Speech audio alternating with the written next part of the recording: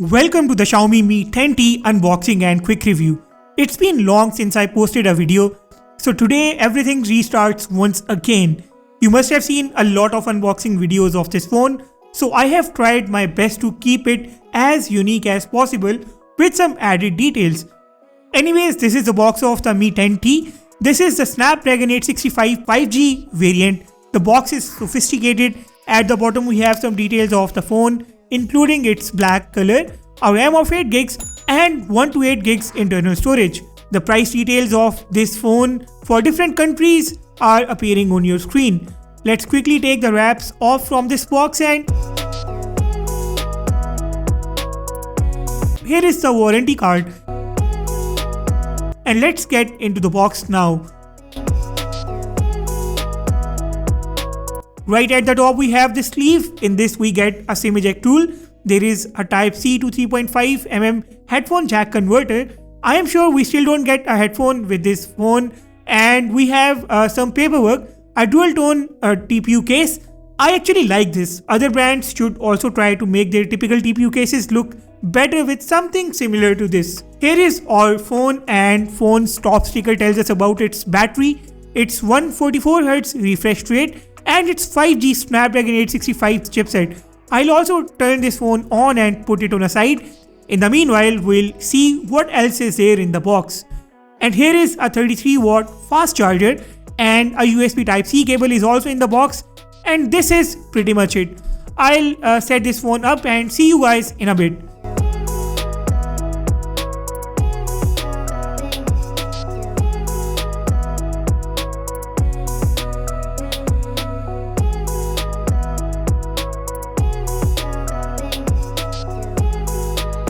The phone is all set now, but I'll start off with the design and the build. The spec sheet of this phone mentions that it has a glass back with Gorilla Glass 5. Black color has a silver shiny touch. The extreme glossy finish gives it a very nice and premium look as well. And this phone is heavy. I don't remember when Xiaomi made a lightweight phone last time. The weight of this phone also adds to its premiumness along with its aluminium frame. I like how Xiaomi has put that branding at the back. The camera protrusion is extraordinary. The main camera sensor has given a different touch to stand out from the rest of its camera sensors. And the camera sensor details are on your screen too. On the front, this phone flaunts a 6.67 inches Full HD 144Hz IPS LCD panel with a very small camera cutout towards the top left corner of the screen. I like the thin bezel profile. Even the bottom chin is very nicely sized this time. There is no under display fingerprint scanner here, so for security we get a side mounted fingerprint scanner embedded right into the power button underneath the volume rocker. The speaker grill, the USB Type-C port, primary mic, and a dual nano SIM card slot is at the bottom. There is no micro SD card slot in this phone. At the top is a big IR blaster and a secondary noise cancellation mic. Now this phone has a flat top and bottom and it can literally stand tall without any support. And yes, this phone does offer the Face ID unlock too if you want that. The 144Hz display on this phone is supposed to bump up the animations, but the unlock animation on this phone initially looked very choppy to me, but as the phone ran for about an hour, it all of a sudden became super fast and smooth. The software is MIUI 12 on the top of Android 10, and this is the MIUI 12 with the control center like the iOS. There is nothing new or unique in this software. It's the typical MIUI at the bottom. I have already pushed this phone's hardware and software to its limits by running a number of benchmark applications.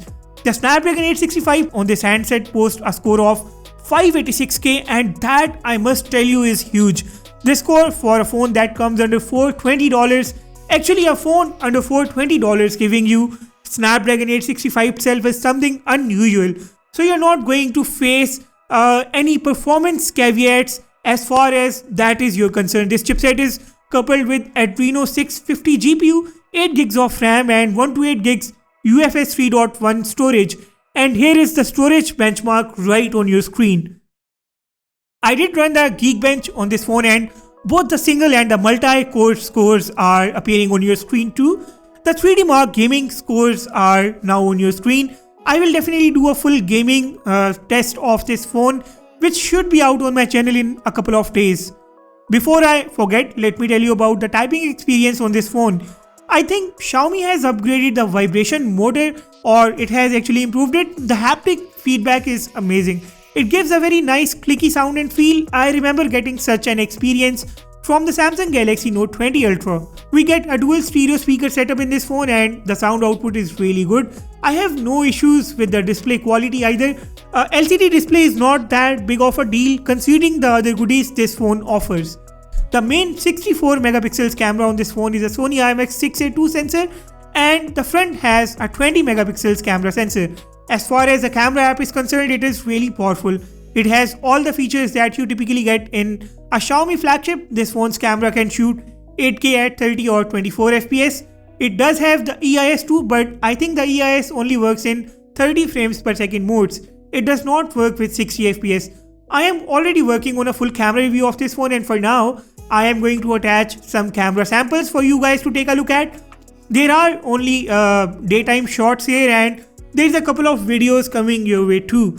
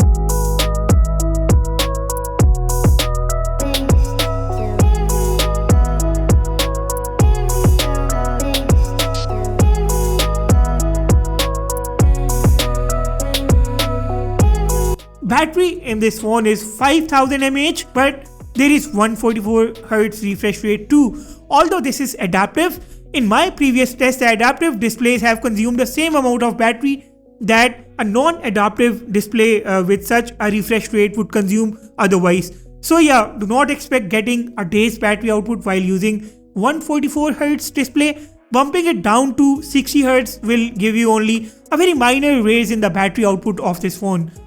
And this now brings us to the conclusion. I am yet to do a full and final review of this phone, but here is what I think after my initial testing of this phone today. In one word, this is a flagship killer. Mi 10T checks most of the boxes in the flagship checklist. It's got a flagship chipset, flagship kind of design and build, flagship refresh rate, a monstrous battery. It misses the flagship segment by just one or two features. For instance, it doesn't have wireless charging or the wireless power share, and under-display fingerprint scanner, a top-notch Super AMOLED screen, but this phone still offers a flagship experience while keeping its value for money factor on the top. And let's not forget, this is a 5G supported phone and it doesn't differ a lot from its elder brother, the Mi 10T Pro. The Mi 10T Pro has a bigger camera sensor and that's pretty much about it. Under $420, this phone might become one of the best choices. Let me know about your thoughts in the comments below. If you liked this video, thumbs up, and if you loved it, hit the subscribe button. With that said, I will sign off and see you all in the next one.